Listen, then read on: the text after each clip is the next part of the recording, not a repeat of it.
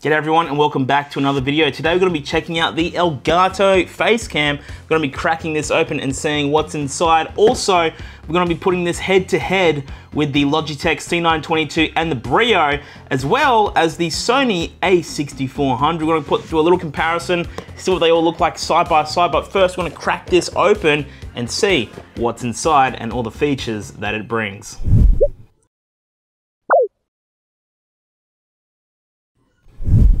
So first things first, let's take a little look around the box. So on the back, you've got raw video.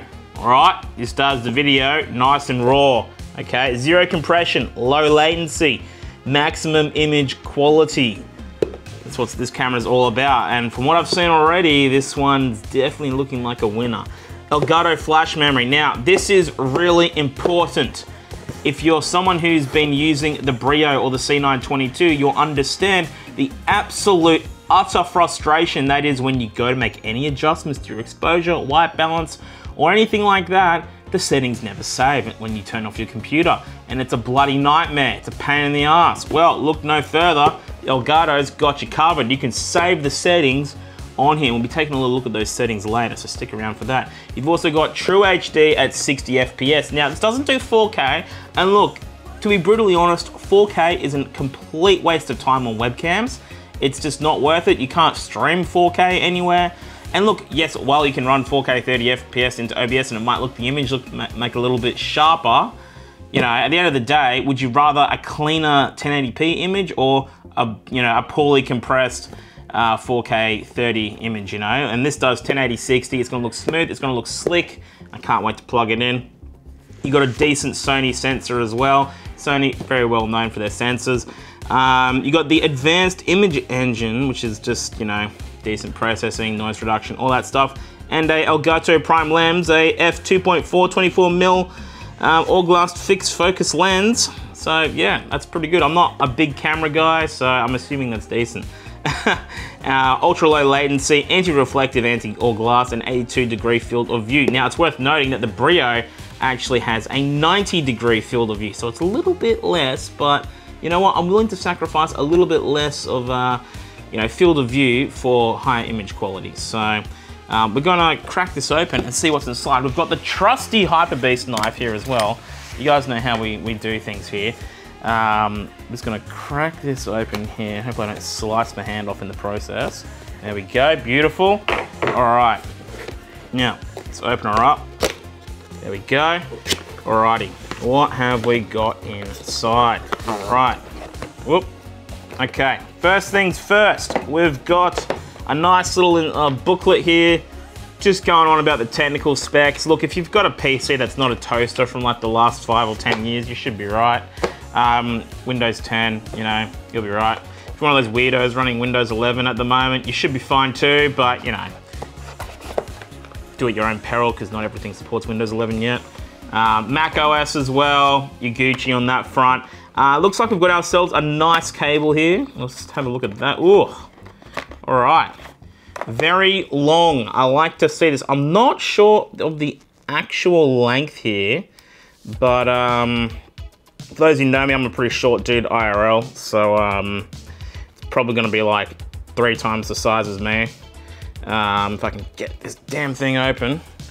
Okay, it's about 1 MIC-pone, or maybe about 1.5 MIC-pone arm lengths long, you know, not too bad. USB-C, USB 3 as well. That's what we like to see. Another warranty guide or whatever, no one cares.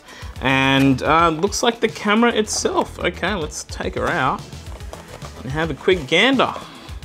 Alrighty, ooh, very light to right off the bat. Okay, because typically webcams have a bit of bulk to them, but this one, it's feeling quite light. Whoop. Okay, alrighty. First impressions right off the bat, it's quite light. You've just got your USB-C connector at the back there.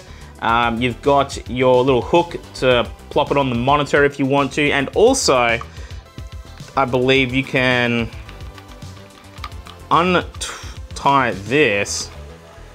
if it will come out. Yep, and you can also mount this onto any tripod that has a standard camera mount on it. So it's got that, I think it's a 1/4 inch mount. Correct me if I'm wrong in the comments.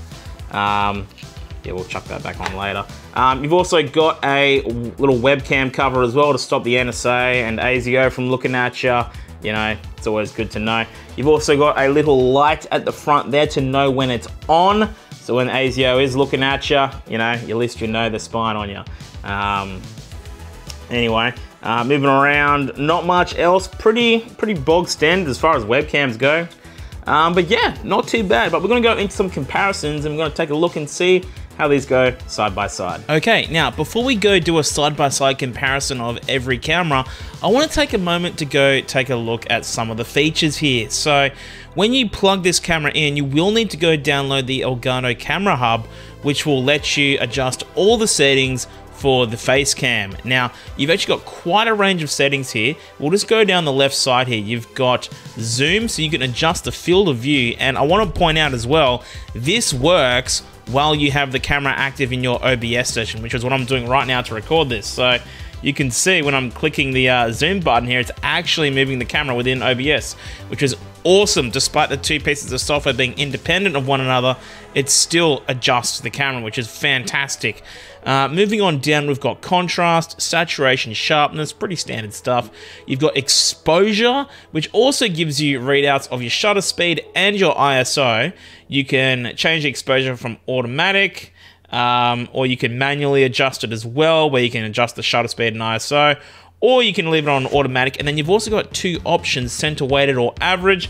I'm just leaving it on default settings now. I'm going to take a bit of time later, I think, to go through this and customize it to my liking. You can adjust the white balance, where you can turn off from automatic. You can change the temperature, which is bloody fantastic. Something which only, you know, mirrorless and SLR cameras have. You know, the Logitechs don't have this, which is fantastic. And then, of course, you got a bit of processing too, which is a bit of noise reduction. Now, the noise reduction's okay. I'll give you guys a quick little example of that now. You can see behind me, there is a little bit of noise at full screen, but if I turn this off, the noise reduction does increase a little bit. You can see my face is a little bit overexposed. Same with, that's really bringing out the color in my hair, bloody hell.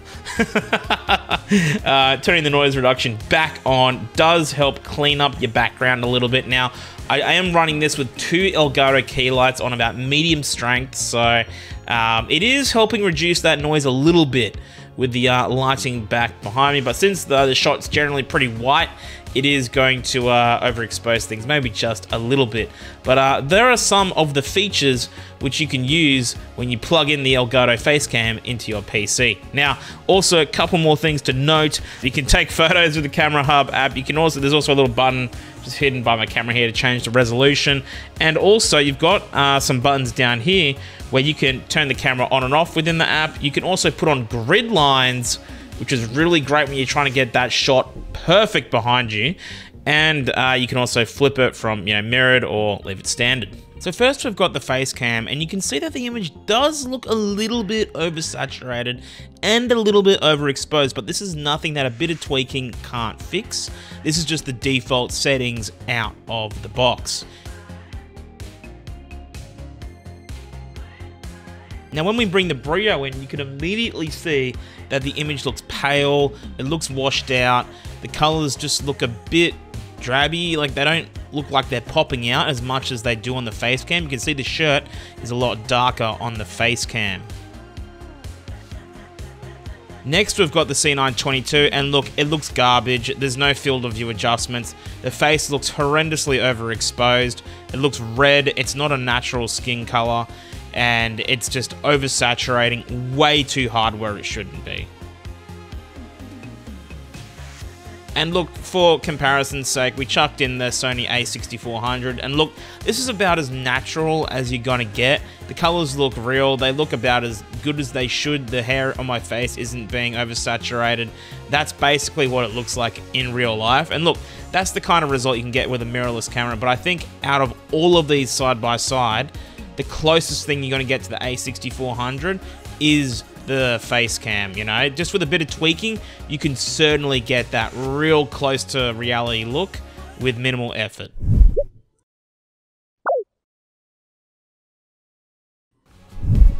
And there we go, the Elgato Facecam. Now, what were your thoughts on that comparison back there against the Brio, the C922, and the A6400?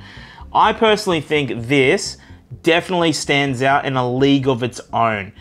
You know, like the A6400, look, it's a mirrorless camera. It's a fantastic beast of a camera at that too. We're only using a stock lens as well, the one that comes with it. You know, it looks amazing, don't get me wrong, but you know, if you want to go spend 200 bucks on a Camlink 4K and then another, you know, $1,600 on that particular camera, you know, you've only got about 300 bucks or so to spend, this is the one to go for, because the Logitech Brio is also similarly priced to this as well, but in terms of quality-wise, we saw back there, it looks incredibly washed out, and it's very grainy and ugly, and it's just not as clean as the Elgato Facecam, at least in my personal opinion. You get far more control over it, you know, like we saw in the settings. You know, you've got access to the ISO, the shutter speed, you can adjust the contrast, the saturation, the exposure, you know, lots of granular control, which is fantastic because, you know, when you're using, you know, different lights in your setup, you know, you need to be able to fine tune your camera so it all looks nice. And of course the C922, it's a piece of shit, don't even waste your money. But there it is, guys. If you love the video, make sure you leave a thumbs up, and don't forget to get subscribed, because we also do game hunting. We collect lots of retro games. We do game collector edition unboxings and all that kind of cool stuff here on the channel. So if you love that kind of stuff, definitely get subscribed. And also the live streams will be coming back, so stay tuned for that. We've got some big news coming up soon on that. And yeah, guys, that's the Elgato Facecam. Thanks for watching, and we'll see you all again in the next one.